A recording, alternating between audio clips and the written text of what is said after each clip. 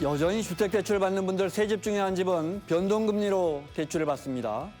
그런데 이자율이 자꾸 오릅니다. 또 집이 없는 분들은 자꾸 전세가 줄어드니까 반전세, 이른바 준월세로 집을 구해야 하는데 매달 내는 이 월세도 자꾸 오릅니다. 집을 사서 돈이 더 들고 집을 안 사서 돈이 더 들고 우리 가게의 소비 여력이 자꾸 떨어지는데요.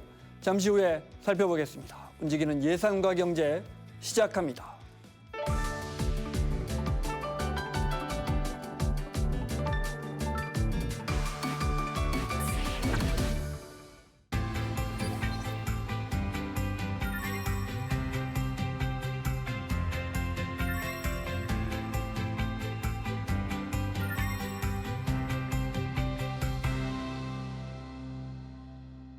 코로나 위기가 마무리되고 풀린 돈을 회수하기 위해서 그때 기준금리를 우리가 3.5%까지 올렸었는데 그 뒤에 꾸준히 내린다고 내린 게 지금 기준금리가 2.5%입니다. 그런데 한국은행은 사실상 다 내렸다는 입장인데 그러자 시중 이자율이 오히려 더 오르고 있어요. 한국경제TV 신윤규 기자 자리했습니다. 어서 오세요. 안녕하십니까? 이자율이 내릴 걸 기대하다가 뭐 이제 기준금리 동결은 우리가 알고 있는데 이자율이 시중 대출 이자율이 또 올라가 버리면 그때 집 산 분들은 어떻게 합니까? 고통을 피할 수가 없겠죠. 네. 실제로 이제 여러 가지들을 봐야 되는데 예전에 받았던 5년 전에 받았던 이 대출 상품 구조를 좀 생각을 해봐야 될 거예요. 네. 보통 그때 대출 받았던 분들이 주택담보대출 받았던 분들이 아마 5년 고정금리로 빌리고 5년 뒤에 또 금리가 변동되는 네. 그런 상품들을 많이 썼었거든요. 그럼 그동안의 금리는 어떻게 됐느냐? 5년 전에 보통 주택담보대출 금리 한 2.5% 아래, 2.3% 정도 됐었는데 지금은 4%, 금리 상단은 6%도 넘어가는 그런 상황입니다. 그러면 이제 한 5년쯤 지난 분들은 갑자기 저 원리금 갚아 나가는데 상단이 5%, 6% 이자율이 나온다 이 말씀이신 거죠? 그렇죠. 네. 이 만약에 5억 원을 한 30년 정도 빌렸다. 네. 그 과정을 해보겠습니다. 그렇게 되면은 5년 전에 제가 아까 2.3% 금리였을 때가 있었다 그랬잖아요. 그러면은 원리금 균등 분할 상환 방식이라는 것으로 봤을 때 네. 그때 한 달에 한 192만 원 정도 빚을 갚아 나가면 됩니다. 그런데 이게 만약에 금리 상단이 6.2%까지 네. 올라간 지금 금리로 보면은 한 달에 300만 원 넘게 갚아야 되거든요. 190만 원 정도 내던 게 예. 매달 114만 원 더 내야 되는 거고요. 300만 원 가까이 된다. 1년이면 1,300만 원을 이자로 더 내야 되는 상황이 된 겁니다. 네. 그 대환 대출이라 그럽니까? 그 조금 싼 데로 이렇게 이제 은행을 바꾸거나 대출을 네. 바꿀 수는 없습니까? 소위 말하는 이제 갈아타기라고 네, 하죠. 네. 근데 그게 말처럼 쉽지가 않습니다. 왜냐하면 지금 은행들이 대출 총량이라는 것을 관리해야 돼서 오히려 이 갈아타기용 금리는 더 비싸게 부르고 있거든요. 이거를 어떻게 보면 문전박대식 영업이라고 할까요? 그런 네. 표현도 나오는데 설상가상으로 5년 전에 없던 규제가 더 생겼습니다. DSR 규제라는 건 쉽게 말하면 소득에 대비해서 그러니까 집값이 얼마나 상관없이 네. 내 소득이 얼마냐에 따라서 이 사람이 낼 수 있는 대출의 한도, 갚아야 할 수 있는 대출의 한도가 정해지는 네. 거라서 이게 돼버리면은 집값과 별개로 이제 대출 크기가 제한되니까 규제가 세진 거죠. 네. 그러니까 대출도 어렵고 대출 한도가 깎여서 원금을 토해내야 되는 그런 상황까지 벌어질 수가 있는 거예요. 실제 뭐 직장을 나오거나 심지어 급여가 낮아지는 경우에도 DSR 더 강화돼가지고 대출금 중에 일부 상환해라 이렇게 날아오잖아요. 맞습니다. 네. 무슨 말씀인지 알겠습니다. 제일 좋은 방법은 한국은행이 기준금리를 좀 낮춰주면 좋은데 이달 금통위 보니까 또 그것도 아니더라고요. 맞습니다. 이 금리 결정하는 금통위에서 나온 이 금리 결정문 네. 내용 보면은 중요한 내용이 하나가 있었습니다. 이번에 결정문에서 기준금리 인하 가능성이라는 기존에 있었던 문장이 아예 드러내진 거예요. 네. 쉽게 말하면 영끌족들의 이 이자 불입국이라고 할까요? 이것은 당분간 이어질 수 있다는 뜻이 되겠습니다. 네. 주택 시장 좀 살펴볼게요. 전세 공급은 뭐 해마다 꾸준히 사라지고 있고 토제 영향으로 조금 더 줄어드는 것 같은데 그러다 보니까 요즘은 흔히 이제 우리가 반전세라고도 말하고 준월세라고 요즘은 이렇게 표현하던데 대부분 다 이걸로 또 임대를 한다고요? 전세 아니면 월세 이렇게 딱 나뉘는 시대가 이제 끝났다. 예전엔 그랬죠. 라고 네. 봐야 될 것 같아요. 이제는 경기가 무너지고 있고 지난 2025년에 서울 아파트 임대차 계약 가운데 이 준월세 비중이라는 게 50%를 넘어서 55%를 기록했습니다. 그러니까 이제 전세 시대가 점점 저물고 있다 이렇게 네. 봐야겠죠. 정확하게 준월세라는 걸 어떻게 우리가 규정할 수 있습니까? 준월세라는 거는 보통 보증금을 얘기를 하는 건데 월세 보증금이 월세 240배를 넘어가면 이제 준전세라고 하고요. 그 아래 그러니까 월세 12배에서 240배 사이 정도의 보증금을 갖고 그만큼 또 월세로 다시 내는 이거를 네. 준월세라고 하거든요. 그래서 이게 보증금도 억 단위로 꽤 묵직한데 매달 내는 사람 입장에서는 월세도 같이 내야 되는 그러니까 여러 가지로 좀 부담이 커졌다라고 볼 수가 있겠습니다. 보통 월세를 좀 많이 내면 전세 보증금은 좀 낮추고 예. 뭐 이렇게 되는 게 우리 상식이잖아요. 요즘 어떻습니까? 지금 그런 공식들이 좀 깨지는 것 같아요. 그러니까 이중고가 있다라고 이제 사람들이 얘기하는데 그럼 어떤 월세도 부분이 오르고 예. 보증금도 오르고 실제로 5년 전과 생각해 보면은 그렇게 됩니다. 2022년만 해도 서울 아파트 기준으로 이 준월세 평균 보증금이 1억 원이 채 안 됐습니다. 네. 그런데 이제 지난해 2025년 기준으로는 준월세 보증금이 1억 1,300만 원 정도로 훌쩍 뛰었고요. 월세라는 게 5년 사이에 128만 원에서 149만 원으로 거의 150만 원 돈이 됐거든요. 그러니까 이걸 보면 이중고다라는 내용이 틀리지가 않는 거죠. 자꾸 이렇게 반전세, 그러니까 준월세가 자꾸 이 부담이 커지는 이유는 뭡니까? 왜냐하면 집이라는 건 우리가 이제 투기 수요도 기대 수요도 섞여 있어서 예. 가수요가 늘 섞이잖아요. 그래서 5억짜리가 저거 사두면 올라가겠지, 7억 되고 8억 되고 이럴 수 있는 건데 전세나 월세 시장은 사실은 그런 게 없잖아요.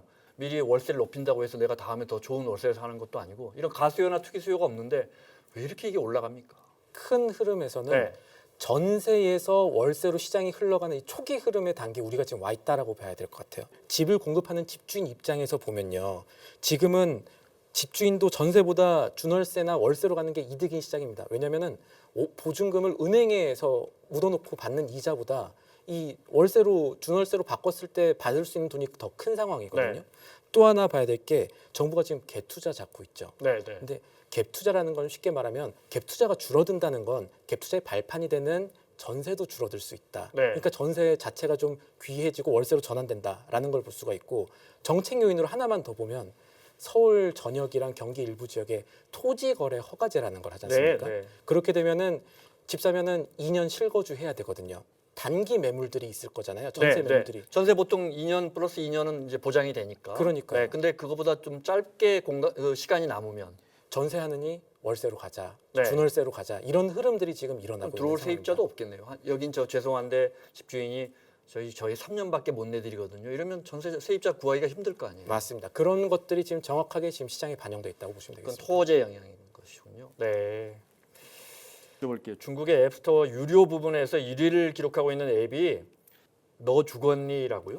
예. 네. 이름이 좀 섬뜩하죠. 제가 중국어 억양도 좀 찾아봤는데 슬러마라고 하는 것 같습니다. 우리말로 말씀대로 너 죽었니라는 앱이고 네. 이게 뭐냐면 기능이 되게 단순합니다. 매일 이 앱에 들어가서 출석 체크 버튼을 누르는 거예요. 그러니까 나 살아있습니다 이런 생존 신고를 하는 거죠. 그런데 만약에 이틀 연속으로 이 버튼이 안 눌러진다 그러면은 미리 지정해둔 연락처가 네. 있습니다. 그 연락처로 이 사람 지금 연락이 안 된다 이렇게 알람이 발송되는 그런 구조래요. 이게 인기를 끌고 있습니다. 중국에서. 그러니까 일종의 생존 확인 메일이네요. 그렇다고 볼 수가 네. 있습니다. 이게 근데 돈도 됩니다. 그러니까 매출이 개발비 대비로 대박이 난 것 같아요. 처음엔 이 앱이 무료였습니다. 이 되게 앱을 정말 많이 쓴다 이 말씀이죠. 정말 많이 네. 쓰게 됩니다. 이게 처음에 무료였는데 이제는 사람들이 많이 쓰니까 그때 되면 유료화가 되잖아요. 지금 8위안 그러니까 환율 기준 한 1,700원 정도 내고 하는 서비스가 된대요. 놀라운 게 이 개발비가 3명이 모여서 개발했는데 우리 돈 20만 원 정도밖에 안 들었다고 합니다. 네. 근데 이게 지금 얼마나 대박이 났느냐. 유료 사용자가 폭증을 하면서 개발팀이 회사 지분 10%를 넘길 수 있다라고 얘기했는데 그 가격 책정된 것만 이 10%에만 2억 원을 불렀다고 합니다. 누가 봐도 이렇게 복잡한 기술은 아닐 것 같아요. 우리도 얼마든지 개발할 아이디어가 수 있을 것 좋은, 같은데 지금 이제 신 기자가 이야기하는 건 대중들이 생각보다 훨씬 많이 이 앱을 사용하고 있다. 그 말은 고독사라고 할까요? 나 혼자서 설마 이런 거에 대한 두려움이 현대사회에서 점점 커지고 있다. 이거 반증하는 거 아닙니까? 맞습니다.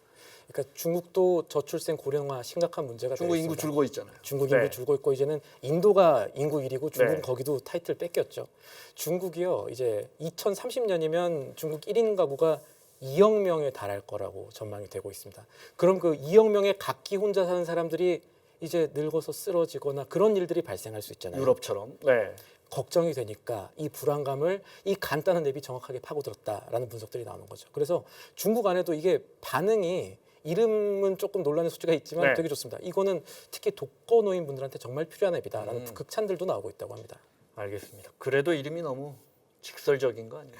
그래서 사실 그 논란도 좀 있습니다. 이름이 좀 너무 그렇다라는 반응들도 있어서 이 개발자 3명이 앱 이름을 너 죽었니가 아니라 너 살아있니라는 식으로 바꾸려고도 하고 네. 또 글로벌에 맞는 이름으로 데무브라는 이름을 준비해 놓기는 했대요. 회사가 이 앞으로 이 앱을 좀 발전시켜서 메시지 기능도 넣고 특히나 이 노인분들이 네. 쓰기 쉽게 업그레이드를 하겠다 이렇게 얘기가 나오고 있습니다.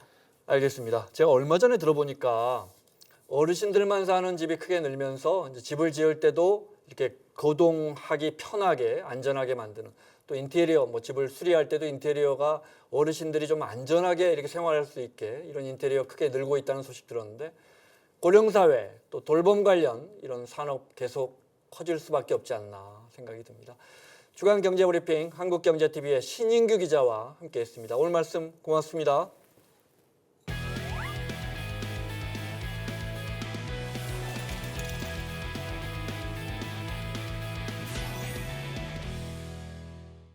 지난해 우리 경상수지가 사상 최대를 기록한 거 단연 반도체 때문이고요. 올해 우리 증시를 견인하고 있는 거, 우리 경제를 견인하는 것도 역시 반도체입니다. 삼성전자나 하이닉스가 올해 잘하면 영업이익, 매출 아니고 영업이익을 100조 원 정도 올릴 수 있다는데 오늘 머니 이슈 없어서 못 판다는 반도체 공부해 보겠습니다. 자본시장에서 팬들을 몰고 다니시는 분이시죠. 염불리라 불리시는 LS증권의 염승환 이사 모셨습니다. 어서 오세요. 안녕하세요. 올해 우리 증시에서 삼성전자나 하이닉스가 차지하는 비중이 얼마나 되죠? 굉장하죠. 근데 원래는 두 개 합쳐서 한 25% 정도 된 걸로 제가 4분의 기억이 1? 네. 네. 근데 최근 데이터를 보니까 38%까지 이제 전체 시가총액 차지하는 비중도 그렇고 아마 이익으로 따지면 절반이 넘을 거예요. 그 정도로 지금 네. 이제 반도체가 뭐 지금 주가도 좋지만 사실 주가보다 더 놀라운 건 아까도 말씀하셨지만 영업이익인데 이게 삼성전자가 뭐 시티증권에서는 155조를 썼고 올해요.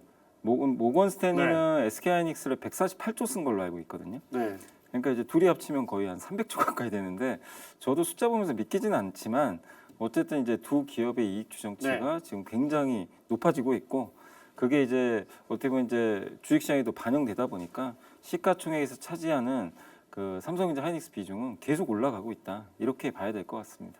하이닉스 148조라고 이야기한 데는 모건 스탠리입니까? 네, 모건 스탠리 과거에 하이닉스 저 미래같이 매우 안 네. 좋아질 거라고 전망했던 곳 아닙니까? 맞습니다. 겨울이 온다 그랬던 그랬죠. 예전에 네. 유명했던 데인데 이제 굉장히 좀 약세론으로 유명했지만 그들도 지금 당연히 이제 시장이 판도가 완전히 바뀌었잖아요. 네. 그걸 이제 분석을 해봤더니 지금 공급은 절대적으로 부족하고 수요는 많기 때문에 이거는 그리고 뭐 삼성전자 하이닉스 또 미국의 마이크론 이 3사가 나눠 가지는 그 독식 구조가 뭐 적어도 2년은 좀 더 이어지지 않겠냐. 그렇게 이제 외국계 증권사가 그래서 지금 최근에 보면 국내 증권사 애널리스트보다 좀 더 공격적이에요, 굉장히. 네, 그래서 어쨌든 뭐 과거는 과거고요. 지금 현재로서는 의견을 좀 바꾸면서 굉장히 공격적인 어떤 수치들을 계속 내놓고 있는 상황인 것 같습니다. 이사님 지금 판이 바뀌었다고 이야기하셨는데 반도체 시장 판이 어떻게 바뀐 거예요? 그러니까 반도체는 그거예요. 과거에 보면 우리가 이제 가장 가까운 예가 슈퍼 사이클이 2016년에서 18년. 네. 그때 서버 사이클이거든요. 그때는 네. 이제 서버 막 투자 많이 하고 클라우드 막 설치하고 네. 여러분들 이제 아시겠지만 지금 유튜브 많이들 보시지만 그때 유튜브 보기 위해서는 클라우드가 필요하거든요. 그래서 그때 이제 많이들 투자를 했는데 근데 이제 그때 빅테크 기업들이 이제 주문을 많이 했죠. 근데 문제가 뭐였냐면 이 주문이 영원할 줄 알았는데 영원하진 않았던 거예요. 어느 시점에서 이제 서버 투자가 끝나니까 네. 갑자기 겨울이 오기 시작을 합니다.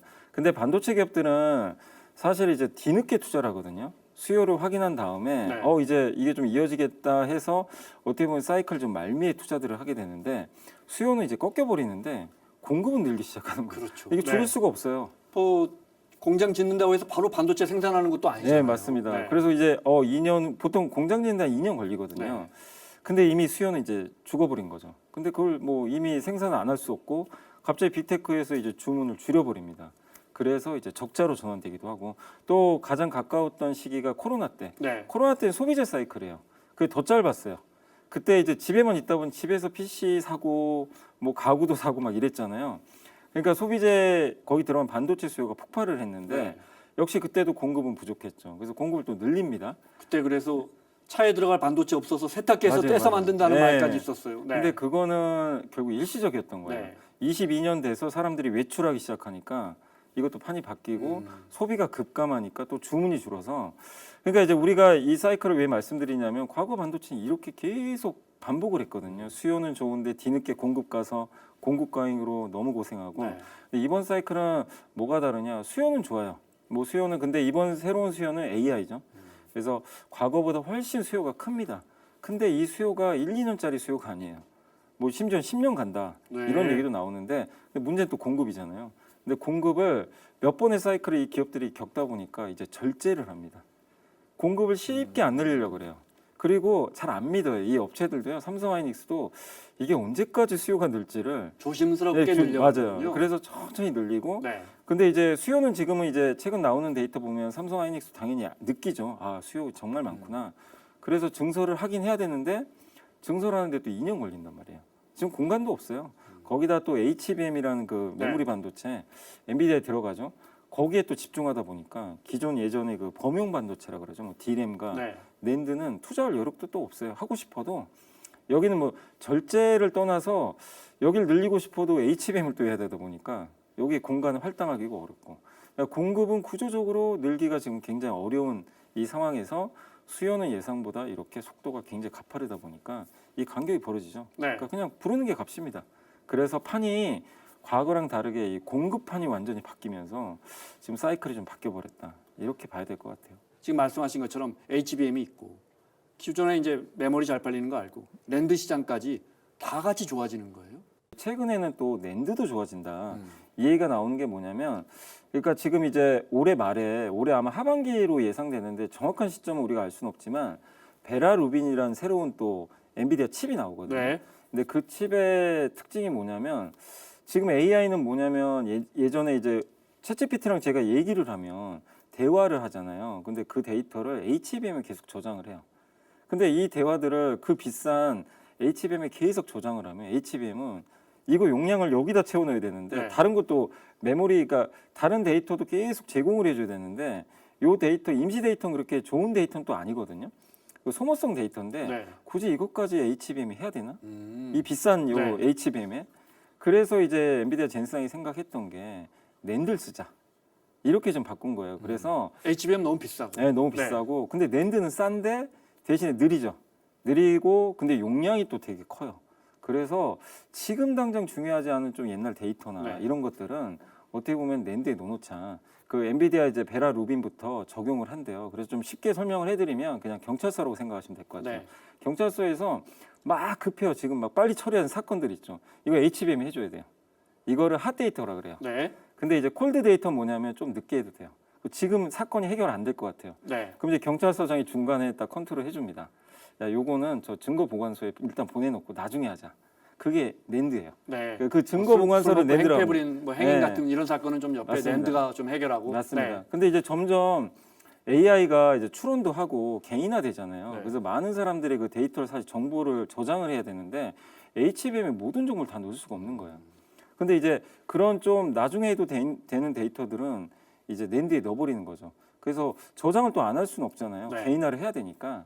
그래서 이제 제가 경찰서를 이제 예로 들었지만 조금 지금 중요도가 떨어지는 그런 데이터들은 일단 저 낸드에 넣어놓고 중요할 때 이제 호출하면 돼요. 서장이 불러. 그래서 다시 HBM으로 보내주면 돼요. 네. 그 중간 역할을 하는 게 또 D램입니다. D램이 또 중간에서 컨트롤 해줘요. 저 이 증거 보관소에 있는 낸드에 가서 야 이거 빼와. 그래서 D램이 또 HBM 넣어주고 그 HBM이 빨리 작업해서 이제 사건을 해결하는 거죠. 이제 이런 식으로 이제 가자는 거죠. 그러니까 세 개 다 팔린다. 그렇습니다. 근데 낸드도 공급이 적어요. 이게 너무 시장이 안 좋다 보니까 낸드 수요가 진짜 최악이었거든요. 그러니까 굳이 증설할 이유도 없었어요. 근데 갑자기 이제 엔비디아 젠슨왕이 그런 얘기를 꺼내니까 이제 여기도 이제 급해지기 시작하는 거죠. 랜드도 삼성전자가 세계에서 제일 많이 만들죠. 네, 맞습니다. 네. 그리고 이제 하이닉스 같은 기업형으로 굉장히 좀 점유율이 높고 옛날에 인텔의 그 낸드 사업부 기업형 낸드 사업부를 10조 주고 인수를 했어요. 네, 네. 근데 그게 너무 적자가 커가지고 좀 어려웠는데 이제 어떻게 보면 이게 또 효자로 바뀔 수 있는 그런 네. 상황으로 가는 것 같습니다. 그렇다고 지금이 이렇게 막 공급망이 바뀌는 상황에서 중국 기업들이 미국에 수출하기도 쉽지 않을 테고 관세 맞습니다. 때문에 그죠? 예. 그래서 이 독점 시장이기 때문에 이게 가능하거든요. 네. 갑자기 근데 경쟁자가 들어온다. 이러면 삼성 하이닉스도 고자세로 갈 수는 없는데 어차피 3사 외에는 못하는 시장이에요 지금. 근데 빅테크는 이거 없으면 안 돼요. 메모리가 옛날에는 중요하진 않았죠 아주. 근데 지금은 이제 많은 빅테크 CEO들도 똑같이 얘기하는 게 이젠 메모리가 왕이다. 메모리 없으면 그래서 미국에서도 무슨 얘기가 나오냐면 메모리 벽이라는 얘기가 나와요.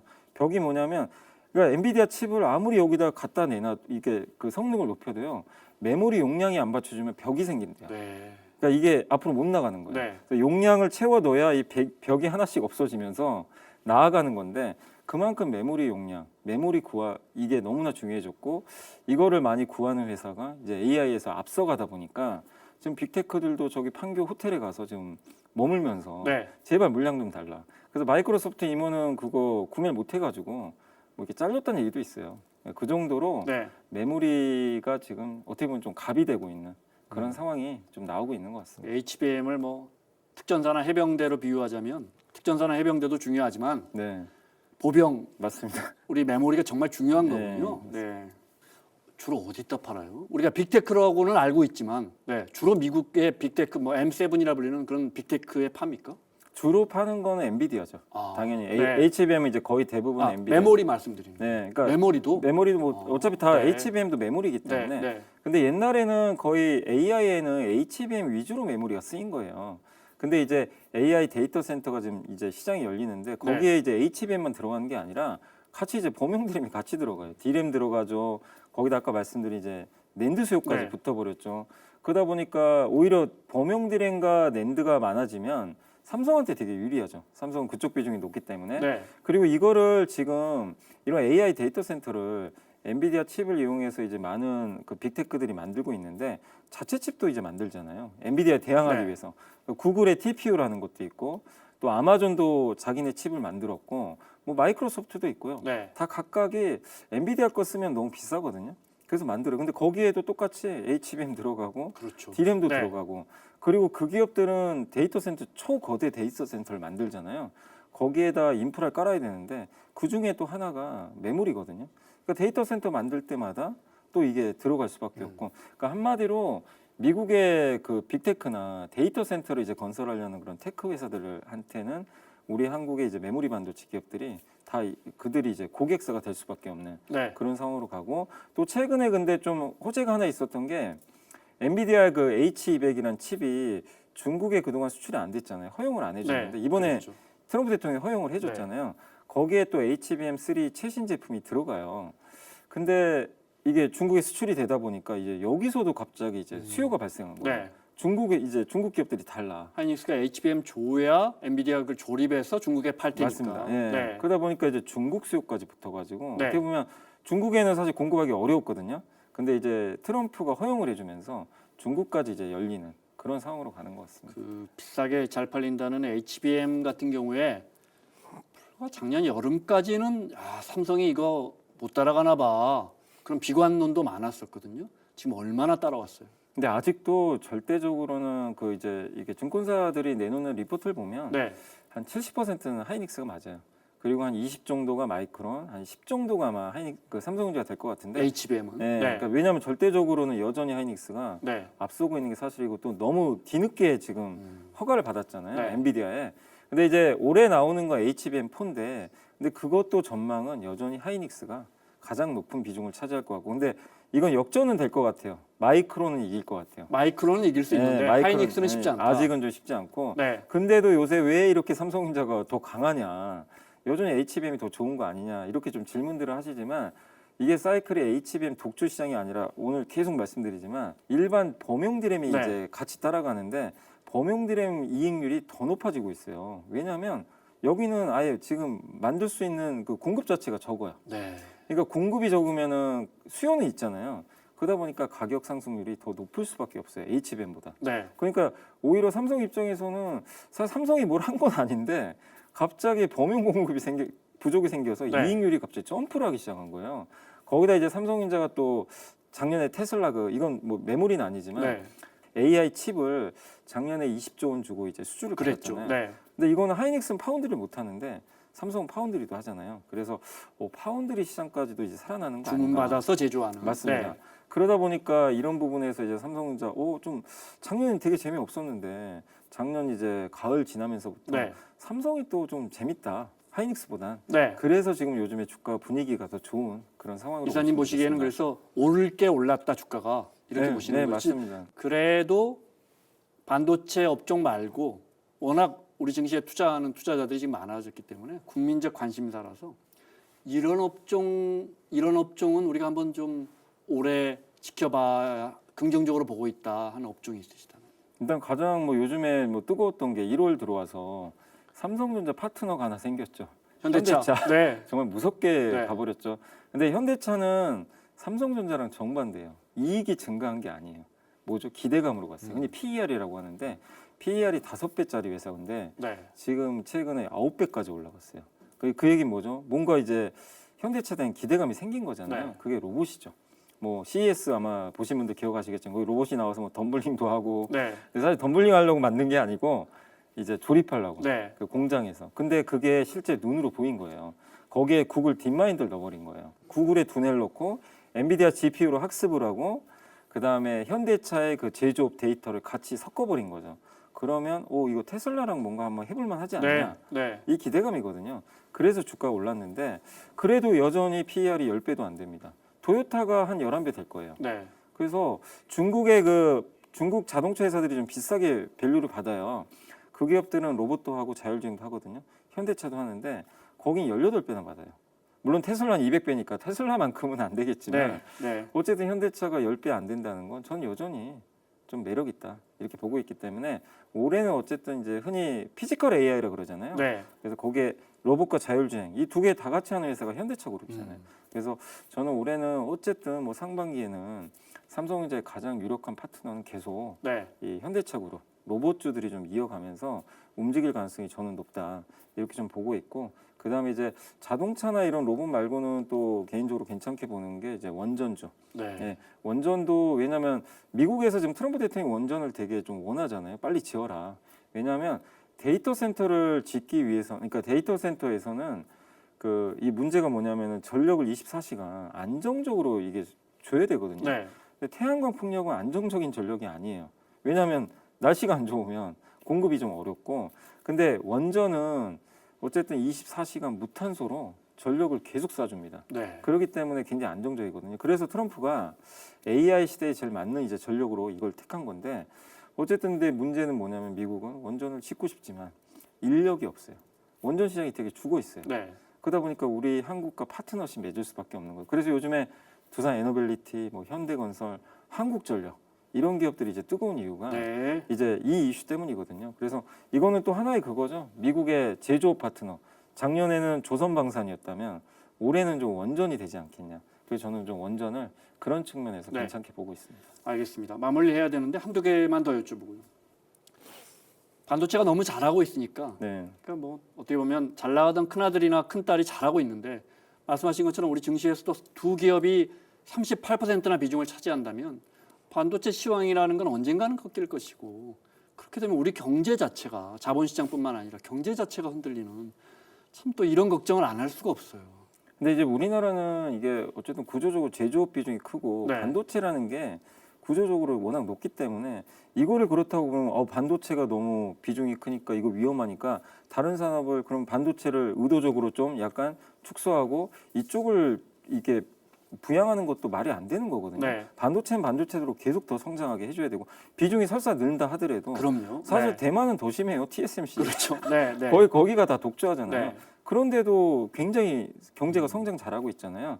그래서 중요한 거는 저는 그겁니다. 쏠림이 그게 문제가 아니라 반도체 업황이 그러니까 그동안 너무 좋았다가 이렇게 급격하게 꺾이는 경우들이 많았잖아요. 이제 그런 것들을 좀 보완할 수 있게 반도체가 이제 계속해서 메모리 쪽에서 네. 순항할 수 있는 그런 시스템을 좀 마련하는 게 저는 더 중요하지 않나. 쏠림은 왜냐하면 미국도 나스닥 보면, 그러니까 미국 증시도 보면은 네. 가는 것만 갑니다. 늘 쏠리고요. 기술주만 갔어요. 그거는 공통사항이에요. 네. 그래서 저는 쏠림을 걱정하지 말고 반도체 그 사이클이 너무 급등락했던 거, 이거를 좀 진폭을 줄여줄 수 있는 TSMC가 그래서 좋았거든요. 그래서 메모리의 좀 진폭이 줄어드는 게 저는 더 중요하다. 그렇게 보고 있고, 그리고 또 한 가지 저는 좋게 보는 게 뭐 당연히 반도체보다는 비중은 적지만 요새 우리나라 보면은 바이오도 괜찮고요. 아까 말씀드린 원전, 조선, 방산, 뭐 기계업종 이런 섹터들이 어떻게 보면 이제 바이오 빼고는 다 국영재 산업인데 이들이 미국의 파트너가 돼가지고 부활하고 있고 굉장히 시가총이 커지고 있거든요. 그러니까 이들의 이렇게 반도체를 밑에서 좀 보존해주는, 네. 보완해주는 역할도 적어도 트럼프의 탈세계화 정책이 끝나지 않는 이상은 저는 계속 이어질 것 같아요. 네. 그래서 너무 그 부분을 저는 좀 우려 섞인 모습으로 바라볼 필요는 없지 않나 이렇게 생각합니다. 알겠습니다. 자, 오늘은 LS증권 염승환 이사와 함께 우리 경제를 정말 먹여 살리고 있는 반도체 시장, 글로벌 반도체 시장 살펴보고 또 우리 반도체주가 왜 이렇게 오르는지 알고 보니까 그만큼 돈을 많이 벌어서 오르는 거였군요. 자, 마무리하겠습니다. 지금까지 LS증권의 염승환 이사였습니다. 고맙습니다. 감사합니다. 주식 투자에서 가장 먼저 알아야 할 지표, 바로 PER, 우리말로 주가 수익 비율입니다. 좀 어렵죠? 이렇게 이해하시면 쉽습니다. PER은 원금 회수 기간이다. 치킨집으로 예를 들어 보겠습니다. 여러분이 치킨집을 인수하는데 가게 가격이 1억 원이라고 가정해보죠. 그런데 이 치킨집이 1년의 순수익을 1,000만 원씩 남긴다면 여러분이 투자한 1억 원을 회수하는 데는 걸리는 시간이 10년입니다. 이게 바로 PER 10배입니다. PER이 낮으면 회사 이익에 비해 주가가 저렴해 보이고 PER이 높으면 비싸 보이거나 그만큼 미래 성장을 기대하고 있다는 의미입니다. 다만 PER이 낮다고 무조건 좋은 거냐? 그건 아닙니다. 치킨집이 곧 문 닫을 상황이라면 PER이 5배로 싸도 의미가 없겠죠. 즉, PER은 현재 주가가 싼지 비싼지를 보여주는 지표일 뿐 미래를 보장해주는 숫자는 아니라는 점 기억하셔야 합니다.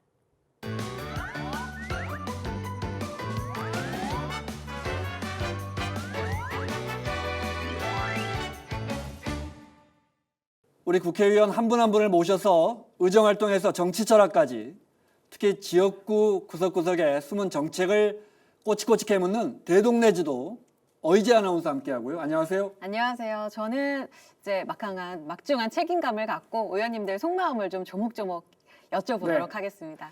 자, 오늘은 고검장 출신이신데요. 이제는 민주당의 법률수장이시자 광주시당을 이끌고 계신 분이시죠. 민주당 양분남 의원과 함께 광주 전남 통폐합 문제 집중적으로 살펴보겠습니다. 어서 오세요. 예, 안녕하세요. 반갑습니다. 네, 나와주셔서 감사합니다. 예, 제가 먼저 여쭤봐도 네. 될까요? 의원님, 2024년, 2025년 예. 2년 연속으로 국정감사 우수위원으로 선정이 예. 되셨더라고요. 늦었지만 축하드립니다. 예, 감사합니다. 2년 연속 된다는 건 참 어려운 일인데 그 어려운 걸 해내셨어요. 비결이 뭔가요? 2년 연속 국정감사 우수원이 저만 된 거 아니고 나중에 많이들 됐더라고요. 아무튼 많이 됐어도 안 된 사람도 있으니까 그렇죠. 된 것은 기쁜 일이고 제가 그래 된 것은 우리 직원들이 열심히 해주시고 또 우리 함께 힘을 합친 덕택이라 생각이 듭니다. 앞으로 더 잘해라는 격려와 채찍의 메시지라도 더 열심히 하겠습니다. 3년 연속 하시죠. 3년 연속은 버거울 것 같은데 한번 최선을 해보겠습니다. 예. 보니까 초선 의원이신데요. 활약은 재선, 3선 의원 못지 않습니다. 의원님만의 뭔가 정치 철학이 있으실 거라고 생각이 들어요. 예. 초심을 잃지 않고 계속 끝까지 고집하시는 의원님만의 철학 뭐라고 생각하세요? 제가 지금 초선이거든요. 네. 근데 나이는 재선, 3선 중진 나이입니다. 근데 활력도 재선, 3선 중진으로 평가해 주셔서 대단히 감사합니다. 저는 이제 조금 전에 소개한 것처럼 검찰에 한 30년 있었죠. 제가 고등검사장까지 했고 총장 후보까지 올랐는데 이제 안 됐죠. 내가 과연 정치에서 능력이 있는지 없는지 저도 모르겠어요. 그러나 능력보다도 내가 노력해서 해결할 수 있는 문제, 그건 성실히 하는 거. 네. 특히 정치인들 거짓말 잘한다고 하잖아요. 근데 거짓말 안 하고서 내가 할 수 있을 것 같더라고요. 그래서 저는 내 정치 철학은 귀문을 열고 주민의 소리를 듣고 그리고 내가 성실하고 거짓말하지 않는다. 이게 내 정치 소신입니다. 네. 거짓말하지 않는 정치 꾸준히 하시면 유권자분들뿐만 아니라 국민들이 다 알 거라고 생각합니다. 예. 예민한 문제 몇 가지만 여쭤볼게요. 예, 예. 검찰에 30년이나 몸담고 고검장까지 하셨으니까 검찰 개혁하고 있습니다. 윤곽이 드러났습니다. 그렇죠. 그렇죠? 예. 네, 중대범죄수사청과 공소청 예. 일단 두 개 윤곽이 나왔는데 의원님이 생각하시는 검찰 개혁의 방향 먼저 예. 여쭤볼까요?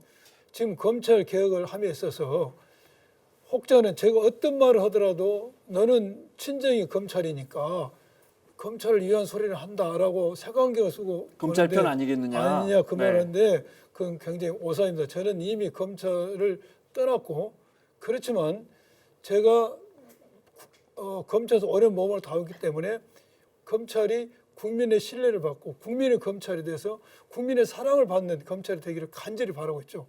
큰 틀에서는 특정 집단, 특정 권력, 특정 정권의 전유물이 아니고 국민의 검찰로 돌아서게 하는 겁니다. 큰 틀이 그래요. 네. 이것을 실현하기 위해서 정부조직법이 개편돼서 지금 검찰은 금년 10월 1일부터는 수사를 할 수 없습니다. 수사 기소가 분리되어 있고요. 그래서 그런 큰 틀에서 검찰 개혁이 되어 있고 저는 검찰 개혁에 지금 앞장서 왔고 검찰을 미워서가 아니라 내가 평생 머무르던 검찰을 사랑하기 때문에 그 검찰이 국민의 검찰로 돌아서야 된다는 그런 큰 명자에 제가 지금 일을 하고 있습니다. 정말 숙명이라고 말씀하시는 것 같아요. 다음으로 또 궁금한 내용 여쭤보고 싶습니다. 작년에 의원님이 발의한 응급실 뺑뺑이 방지법. 이 굉장히 인상적입니다. 사실 뉴스 헤드라인에서 봤을 때는 굉장히 심각하구나는 알고 있어요. 근데 예. 실상이 어느 정도 심각한 건지 이 법안이 효과가 어느 정도 있을까요? 지금 뺑뺑이라는 것은 국민들이 나 아파요 네. 라고 119 신고를 했어요. 119부터 이제 환자가 왔어요. 네. 어떻게 그런가 병원에 이송해야 될 겁니까? 전화로 병원에 이야기를 하죠. 근데 병원에서 안 받아주죠. 의사가 없다, 베드가 없다, 뭐 여러 가지 이유를 들겠죠. 그러게 되면은 또 다른 병원에 전화를 했죠. 여기 뺑뺑입니다. 이제 통계를 뽑아보니까 전화를 20분이 아니라 20분 이상 전화를 하고 있는 거예요. 그런 횟수가 2024년 9월부터 2025년 8월까지 1176건입니다. 생각을 해보십시오. 1년간 20분 이상 전화를 한 게 1176건이에요. 계속 그 위급한 환자 앞에서 전화를 돌리고 있고요. 전화하고 있는 거 20분 이상, 20분 이상 2시간도 있습니다. 네. 1176건. 심한 경우는 187번을 전화한 경우도 있습니다. 지금 응급의료관한 법률에 보면은 119 구급대가 병원에 전화를 하면은 병원장이 정당한 사유를 대면 거절할 수도 있어요. 베드가 부족이 이야기할 때 119 구급대니 확인할 수 없지 않습니까? 네. 정당한 사유인지 아닌지 검증이 안 돼. 다른 병원에 전화해야 돼. 그래서 제가 법을 고쳤어요. 119 구급대원. 무조건 119 구급대원이 전화를 이송을 하면 받아줘라. 의사가. 네. 받아주고 치료 못하면 다른 데 옮겨라. 국민이 죽기 전에 의사 얼굴을 한번 보고 죽게 하자는 게 제 법의 취지예요. 이 법을 이제 발의를 했어요. 했더니 당연히 어떻게 됐어요? 의료진에서 반대하겠죠. 네. 복지부도 반대하고 그러면 제가 이 법을 발의하기 전에는 아무런 움직임이 없었습니다. 복지부도 의료진도 뺑뺑이 문제에서 전혀 귀와 눈을 다 닫았어요. 그런 그 복지 의료세계에 제가 돌을 하나 크게 던진 겁니다. 네. 그때 또 움직이기 시작한 거예요.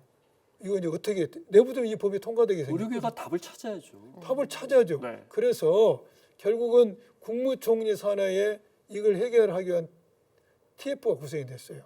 그래서 여러 번 회의를 했습니다. 여러 번 했는데 지금 결론이 어떻게 났냐? 1월 13일 날 결론입니다. 국무회의에서 의결된 사안인데 광주, 전남, 전북 3개 도시에 대해서 2월 달부터 시범 실시를 해보자. 네. 시범 실시인데 시범 실시 내용이 중요해요. 시범 실시를 5월까지 해서 그 결과를 보고 이제 반영을 하는데 내용이 어떻게 돼 있냐? 프리케이탁스라고 있습니다.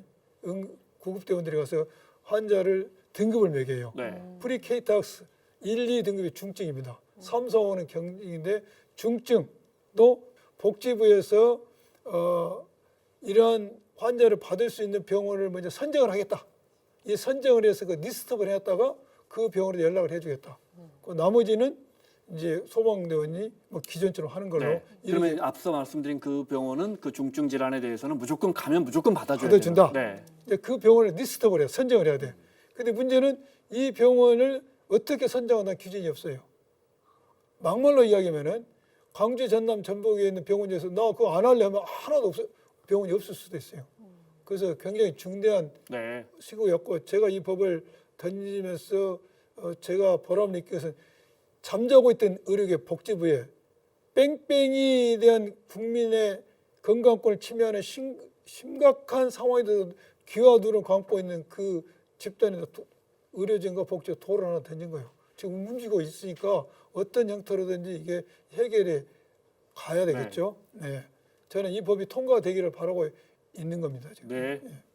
이번에는 의원님이 대표 발의한 법안도 현재 예. 어떻게 진행되고 있는지 궁금한데 전자정부법 개정안입니다. 이게 배경이 됐던 게 지난 가을에 국가정보자원관리원 이 그렇죠. 화재로 시작된 거죠. 예.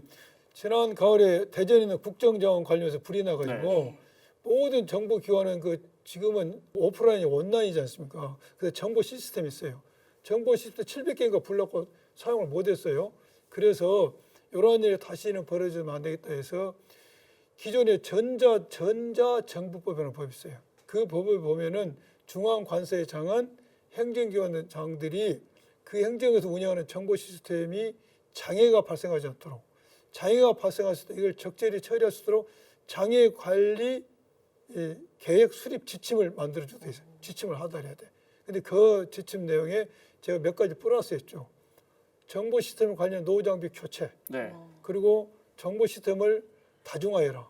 하나만 두지 말고 여러 군데 분산해서 다중화하고 이게 문제가 됐을 때 백업 시스템, 복구 시스템 구축해라. 예산을 확보해라. 이 안을 넣어놨는데 이게 지금 행안위에서 토론 중에 있습니다. 지금. 네. 자, 오늘의 가장 큰 주제 행정 통폐합을 좀 여쭤보겠습니다. 그중에서 지금 광주 의원님 지금 광주시당 위원장이신데 예, 예. 광주와 전남의 통폐합이 뭐 가장 급물살을 타고 있습니다. 네, 정부는 지금 7월까지 마무리하겠다는 목표고 먼저 행정 통폐합 우리가 메가시티를 만들어야 하는 예. 이유가 뭡니까? 이게 간단해요. 우리의 대한민국의 가장 큰 현황이 뭐죠? 서울이 블랙홀이 돼서 네. 모든 걸 흡수하고 있죠. 네. 그리고 지방은 블랙홀 때문에 소멸위기에 있어요. 지방이 소멸위기가 있죠. 인구가 유출되고 있고 소멸위기가 되어 있는데 이것을 막기 위한 어떤 고육지책이면서도 대한민국 앞으로 나가야 할 성장 축이라는 것이죠. 제가 예를 들어보면은 기업도 너무 규모가 적으면 망하죠. 네. 어떻게 되면 규모의 경제가 필요해요. 규모의 경제가. 그래서 현재는 대한민국의 모든 블랙홀에서 서울로 빨려들기 때문에 지방자치가 살려면 지방자치 규모가 확대돼. 네. 규모의 경제 같은 게 형성이 돼야 된다. 그러려면은 이 통합이 돼서 어떤 그 바운드를 넓혀야 된다 이것이죠. 예. 그래야지만이 자체적으로 빨림 현상을 막을 수가 있고 자체적으로 경제가 발전하고 자체적으로 자립할 수 있다는 것이죠. 그래서 통합이 필요한 것이고 갑자기 급물살을 탄 이유는 광주 전남이 분리된 게 40년이 됐습니다. 그동안에 여러 번 시도를 했어요. 시도를 했지만은 통합을 하게 되면 중앙정부에서 인센티브를 제공하도록 되어 있습니다. 그런데 이번에 이재명 대통령께서 특별한 희생에 대한 특별한 보상을 하겠다는 말씀을 하시면서 자, 광주 전남 통합한다면서 해라 하면은 통큰 지원을 하겠다는 것이죠. 20조 원 이야기가 20조 원을 나왔습니다. 해서 네. 그런 큰 지원을 한다고 하니까 이번 기회에 저희들이 급물살을 타서 네. 통합을 진행하고 있죠. 그래서 이제 통합 법률을 만들었어요. 제가 이제 통합 공동 추진위원장인데 저는 광주 시당 위원장이고 전남 도당 위원장에서 같이 공동 추진위원장이 됐고 우리 광주 전남에 18명의 국회의원이 있습니다. 제가 중앙당에 이야기해서 18명이 전부 공동 추진위원으로 들어왔어요. 네. 그래서 김민석 총리를 만나서 우리 18명이 각자 지역의 현안을 요구했어요. 통합이 된다면 우리 지역에 이거 해주세요. 이거 해주세요. 이거 해주세요. 다 요구했어요.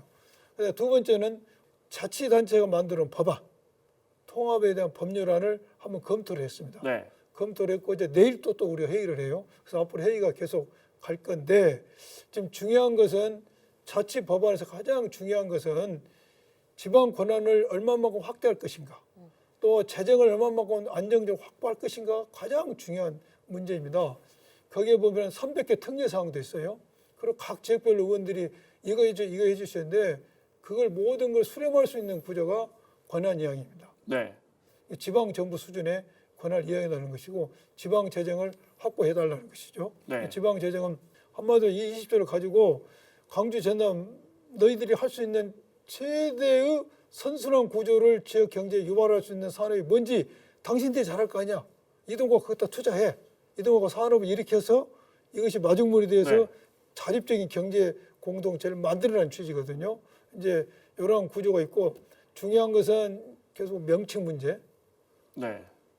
광주 전남 특별시로 하는 게 낫냐, 특별자치도로 가고 난 이것도 굉장히 토론거리입니다. 현재 광주시와 광주시 5개 자치구, 전남의 20개 시군이 가지고 있는 권한을 하나도 건들지 않겠다. 네. 그래서 명칭이 중요한 것이 아니다라고 이 형식이 중요하다는 이야기를 했고, 우리가 잠정적으로 특별시로 가는 걸로 지난번 특위 때 결정이 났습니다. 네. 그리고 명칭은 잠정적으로 광주 전남 특별시야. 네. 가야 할 방향에 대해서는 많은 국민들이 동의하실 것 같아요. 근데 지금 말씀하신 것처럼 우리가 한 6개월 남았는데 그 안에 법 고쳐서 진짜로 통합을 그렇죠. 하려면 해야 할 일이 한두 개 아닙니다. 예를 들어 지금 이제 명칭 뭐 중요하냐, 내실이 중요하지 말씀하셨지만 예를 들어 통합청사 어디 떠들 겁니까? 이런 부분들이 굉장히 많은 갈등이 있는데 불러올 겁니다. 통합청사도 네. 이제 광주가 있고 무안에가 있는데 1청사, 2청사는 서해로하는 명칭을 쓰지 않기로 했어요. 서해로는 하지 않겠다. 네. 상무청사, 예를 들면 무안청사 이렇게 쓰지 서해로 하지는 않겠다. 그래서 지금 중요한 것은 이게 있어요. 그 40년 동안 따로따로 살았는데 사람도 40년 따로서 합치려면 머리 아파요. 그럼요. 그렇죠. 네. 근데 이걸 합치는 문제는 쉽지 않아요. 그래서 이것을 디테일한 부분까지 다 따지다 보면 통합 못합니다. 못해요. 그래서 선통합을 하자. 그리고 이런 디테일한 부분은 통합 후에 우리가 조정해 나가자 합니다. 네. 광주 전남 도면은 정부를 향해서는 뭘 어떻게 많이 가져올 것인가, 어떻게 많은 권한을 이행해 올 것인가, 어떻게 많은 특례를 관철시킨가 하는 지혜를 모아야 되고 우리끼리는 서로 양보해야 돼요. 우리 광주 시민과 전남 도민은 직역과 직위에 있어서 서로 양보하지 않으면 이게 이루어지지 않습니다. 지금 불경 메가시티가 있고 대구 경북도 함께 추진하고 있고요. 근데 그 중에서 말씀드린 것처럼 광주 전남이 제일 행정 통합에서 앞서가고 있는데 이런 지적들 많이 하세요. 이제 기본적으로 합쳐야 하는 건 동의하지만 예. 합쳐놓고 보면 결국은 또 대전으로 광주로 대구로 대도시로 또 쏠릴 것이다. 예. 이 부분 어떻게 보십니까? 예를 들어 그러게 도에서 보면은- 근무하는 공무원도 예. 아 그럼 나도 이번 기회에 합쳐졌으니까 광주로 좀 발령 좀 내줘. 다들 이렇게 이게 이제 그 우리 통합특례법 얘기했어요. 공무원들은 이 법이 발의될 때 광주 공무원은 광주에서만 근무합니다. 전남도 전남도에서만 근무해요. 이 법이 발효된 이후에 네. 채용할 때는 이제 광주 전남이나 튼튼히 채용되기 때문에 어디를 가든 상관이 없어. 그러나 이 법안의 대원칙이 불이익 변경 금지 원칙입니다. 불이익은 하지 않는다.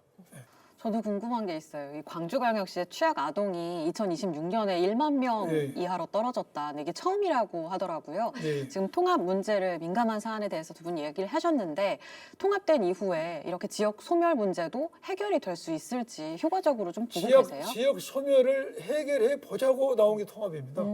그래서 지역 소멸을 해결하는 방법, 좀 아이들이 줄어들지 않습니까? 네. 광주 전남의 청년들이 매년 6천 명씩 빠져갑니다. 서울로. 광주에서 6천 명, 저는 6천 명씩 빠져요. 네. 그러니까 당연히 결혼 정령이 있는 청년이 광주 전남을 떠나니까 결혼을 안 해, 애를 안 낳아. 그러니까 취약아들이 줄어들죠. 근데 이번에 통합을 해서 우리가 지역 경제를 활성화시킨다 이것이죠. 네. 광주 전남에 기업을 한 기업에 대해서는 보조금을 줍니다. 많은 세제 태클을 줍니다. 큰 대기업들이 광주 전남에 가서 둥지를 틀어라. 그럼 거기서 기업을 하게 되면 어떻게 됐습니까? 광주 전남의 청년들을 고용하겠죠. 네. 그럼 애를 낳겠죠. 취약 아동 수가 늘어난 것이죠. 지역 소멸을 막기 위한 방법. 기본적으로 지금 인구가 빠르게 줄고 있기 때문에 아까 의원님 말씀하신 최소한의 규모의 경제가 안 되고 있지 않습니까? 그렇죠. 네. 무슨 말씀인지 알겠습니다. 광주 관련 예산도 질문 드려보고 싶은데 이 정부 예산에 광주 관련 예산이 대거 반영이 됐다고 그렇죠. 하더라고요. 예. 보니까 지금 일단 모든 경제 정치권에서 관심 갖고 있는 AI 필두로 예. 해서 미래차, 헬스케어 좀 규모가 크던데 가장 중심적으로 보고 계시는 부분이 어느 쪽이세요? 지금 예산이 2025년도에 비해서 광주시에 5,679억이 증액이 됐습니다. 이것은 이 광주시 예산 2025년도에 비해서 16.6%가 증액이 됐어요. 대한민국 예산은 2025년에 비해서 2026년에 8.1%가 증액됐는데 광주가 2배의 증액을 가졌습니다. 네. 국가 예산보다도. 중요한 것은 예산의 숫자도 중요하지만은 이 예산 중에서는 광주는 민주 인권 도시지 않습니까? 민주, 인권, 정의의 도시라는 정체성을 살리는 예산이 확보된 겁니다. 예를 들면 5.18 구묘지 민주공원 조성 사업 예산이 들어있고 옛날 5.18 민주항쟁 때 많은 우리 민주지사들 시민을 치료했던 구 적십자병원 보존을 활용하는 예산이 들어왔습니다. 거기에 단순히 광주가 현상을 유지하는 게 미래 신성장 동력 산업을 이끌어낼 수 있는 예산이 많이 들었습니다. 네. AI 관련 NPU 컴퓨터 센터, 국가 AI 데이터 센터 고도화, 국가 AI 영재고 설립, AI 모빌리티 시범도시가 됐죠.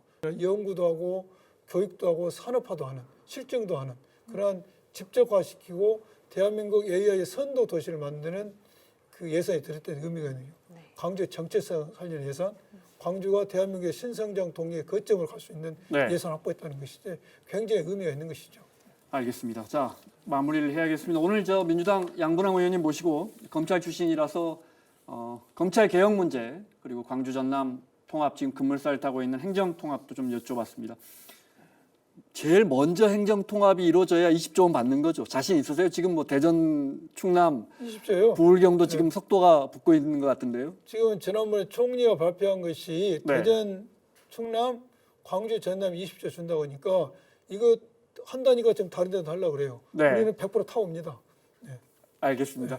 자, 올 한해 우리 양분왕 의원님 검찰 개혁 또 광주 전남 행정 통폐합 같은 아주 정말 굵직한 짐을 짊어지고 계신데요. 잘 해주실 것으로 믿고요. 오늘 말씀 여기서 마무리하겠습니다. 감사합니다. 예, 감사합니다. 지금 지방 소도시는 물론이고 대도시들까지 빠르게 도시 생태계가 무너지고 있습니다. 방법은 크게 합치는 걸 겁니다. 지역 주민들이 양보해서 통큰 통합, 통큰 행정이 가능해진다면 정부는 예산과 자원 등 모든 역량을 재배치해서 대한민국의 성장 지도를 다시 그려 나가야겠습니다. 움직이는 예산과 경제, 저희는 다음 시간에 돌아오겠습니다.